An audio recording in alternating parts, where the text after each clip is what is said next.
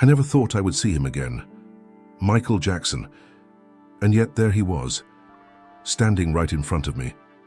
His face was calm, his eyes filled with something I couldn't quite place. Sadness? Understanding? I tried to speak, but no words came out. My throat felt dry, my mind racing. This couldn't be real because Michael Jackson was dead. And so was she. I turned my head slowly, and there, standing beside him, was Princess Diana. It didn't make sense, but then again nothing did anymore, because just moments ago, I had died. It all happened so fast. 1 second I was in my car, driving. Home, lost in thought. The next, headlights blinded me, and before I could react, impact. I remember the violent crash, the shattering glass, the screech of metal folding into itself. And then, nothing. No pain. No sound. Just darkness. And now I was here. Wherever here was.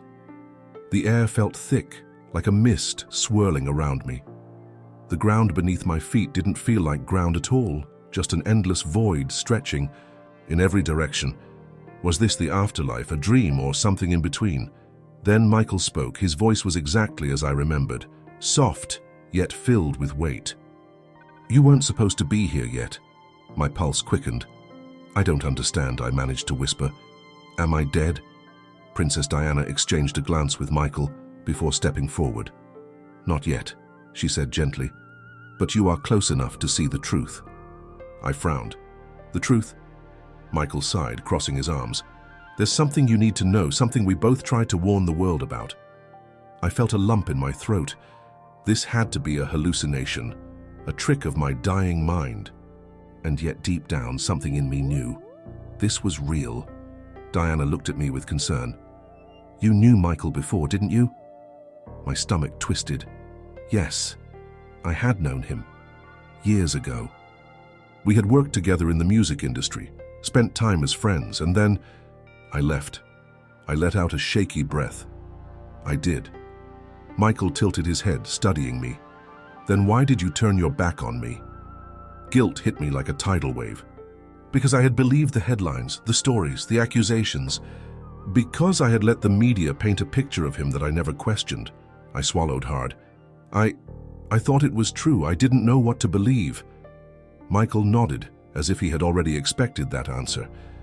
"That's how they work. They turn everyone against you until you have no one left." His words cut deep, because I knew he was right. Diana placed a comforting hand on my shoulder.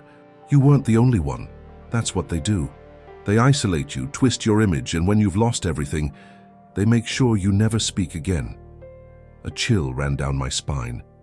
"What are you saying?" I asked, my voice barely above a whisper. Michael's gaze darkened. "They didn't come after me because of what they said I did," he murmured. "That was just the distraction. They came after me because of what I knew." My breath caught in my throat. Michael's words hung heavy in the air. "They came after me because of what I knew." I shook my head, trying to make sense of it. "But what did you know, Michael?" Diana sighed. "The same thing I knew. The same thing they didn't want either of us to tell the world." The mist around us shifted.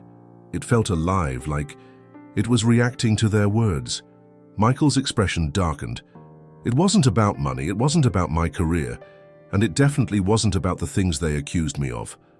I swallowed hard, the weight of regret pressing down on me. "I should have stood by you," I admitted. "I should have asked questions instead of believing what they wanted me to believe." Michael gave a sad smile. "That's what they do. They manipulate the narrative. They make the truth seem like a lie, and the lies seem like the truth." Diana crossed her arms. "They tried to destroy both of us in different ways, but the purpose was the same: control." The air around us thickened. Images flickered in the mist, like old footage from a forgotten broadcast. Michael pointed. "Look." I turned, and suddenly I saw it. News reports, headlines, tabloids flashing accusations against him, twisting his words, turning the world against him. Then Diana's image appeared, paparazzi swarming her car, her final moments in that tunnel. The realization hit me like a truck. "They planned it," I whispered. "They planned everything." Michael nodded. It was never random. They decide who rises and who falls. Diana stepped closer. But what you don't realize is that this goes beyond us. It's bigger than just the two of us. I felt my body tense. What do you mean? Diana's eyes locked onto mine. They're still doing it, she said, and soon they'll do it again. A cold shiver ran down my spine. They're still doing it. And soon, they'll do it again. Diana's words echoed in my head. I wanted to ask what she meant, but something stopped me. A presence. The mist around us thickened, swirling as if something unseen was moving through it, watching us. Michael glanced over his shoulder. We don't have much time. Diana nodded.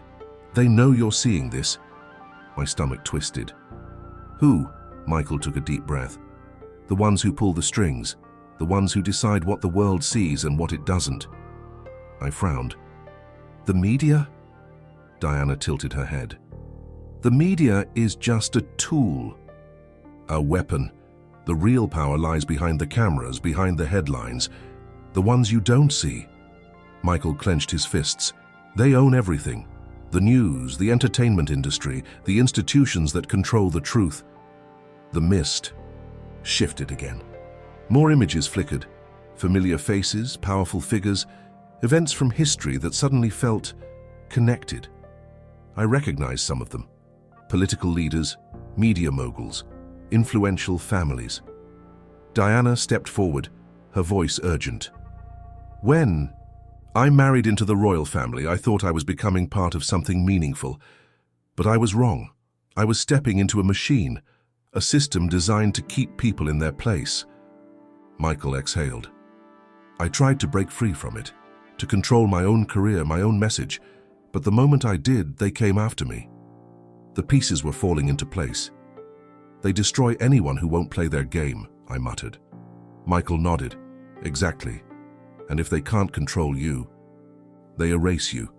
Diana's expression darkened. They erase the truth. The air grew heavier. The mist around us began to tremble, as if something was pushing through from the other side. Diana looked at Michael. They're coming. Michael turned to me, his voice urgent. You have to wake up. I barely had time to react before the darkness swallowed us whole. The darkness swallowed me. For a moment I felt weightless, as if I was falling through an endless void. Then suddenly I hit solid ground. I gasped, struggling to stand. The mist was gone. The flickering images had vanished. Michael and Diana stood in front of me, their faces more serious than ever. Michael spoke first. They tried to cut us off, to stop us from telling you more. I swallowed hard. Who are they?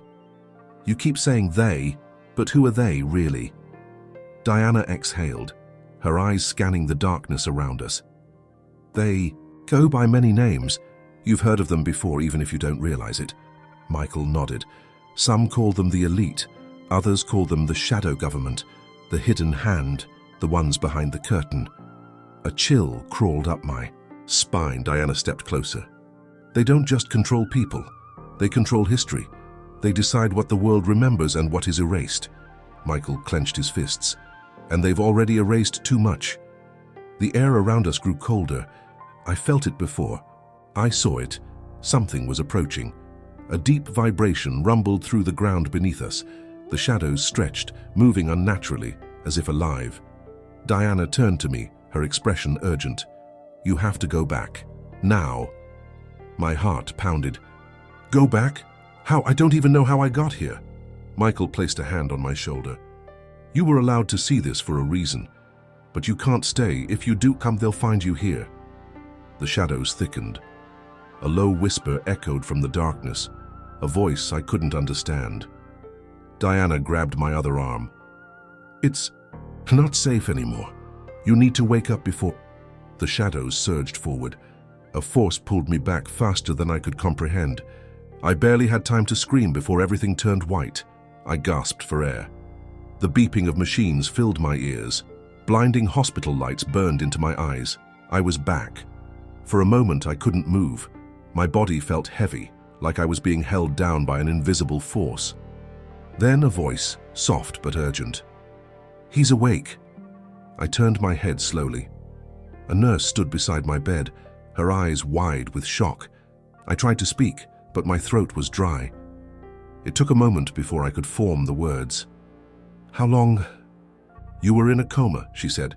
"For 3 days." 3 days. Memories flooded my mind, the crash, the darkness, the voices. Michael, Diana. I closed my eyes. It had felt like hours, but in the real world, 3 whole days had passed. The nurse checked the monitors beside me. "You were lucky," she said. "Most people wouldn't have survived an accident like that." I wasn't sure if I felt lucky, because I knew something now. Something I was never supposed to see, and I wasn't sure if they knew I had seen it too. My hands trembled as I reached for the phone beside my bed. I needed proof, something to remind me that it wasn't just a dream, that it really happened. I opened my photo gallery, and then I froze. A picture was there. It wasn't a hospital room. It wasn't the crash. It was a picture of me and Michael Jackson, taken years ago before everything changed, before I walked away from him. I swallowed hard. My heart pounded in my chest. The last time I had checked, this photo wasn't. On my phone, someone had put it there, and at the bottom of the screen, a message was attached, 4 words. "Remember what we told you." My fingers tightened around the phone.